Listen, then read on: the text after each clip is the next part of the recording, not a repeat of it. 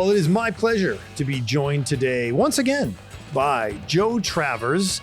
Nice to see you again, Brian. Well, you know, I asked you to join me today to talk about the recent release of the Zappa in New York Palladium Halloween shows. This is really great. You know, this is the third box set that we've done celebrating Halloween runs that Frank did in New York. Obviously, that's his favorite holiday was Halloween. And so it became a tradition in New York City to have these shows. It didn't start there, but it ended up being there. This particular box set is from 1981. So that's a real special year because the band, that was a really, really great band with Steve Vai, of course, being a part of that band. And Ray White, Robert Martin, Ed Mann, Tommy Mars, Chad Wackerman, Scott Thunes. That's a classic lineup.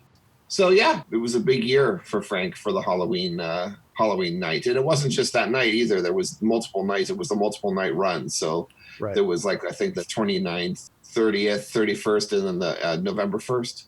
Frank Zappa and his touring groups, they hit the road, sold a lot of venues, did a lot of touring, and didn't necessarily sell a ton of albums, but would come through New York to specifically celebrate or perform in New York on Halloween, right? Yes. Well, New York was one of, it is Frank's favorite place. I mean, he loved New York. He lived in New York in 1967. It's just the right place for Frank, that he just really, really dug it there. And he had a really personal connection to the audience there, had, special friends. And the more that they would play there over the years, the more that kind of snowballed. In 1988, they played the Beacon Theater, and that wasn't, they didn't do any Halloween type thing at that point. But the last Halloween show that happened was in 1984 in New York, and they went back to the Felt Forum.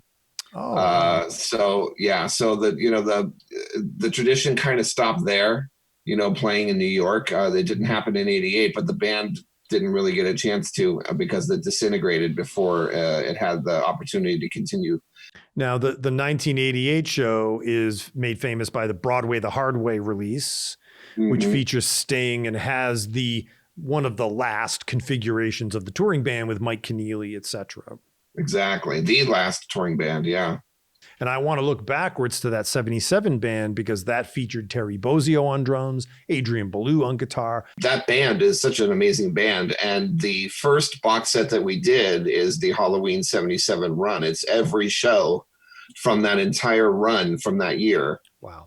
Now, for this current box set, we didn't do every show. We only did 3 complete shows. Happy Halloween, Joe, and thank you for your hard work on this and all of the projects you work on over there at Zappa headquarters. Thanks for joining me, and have a good election season and stay healthy, okay?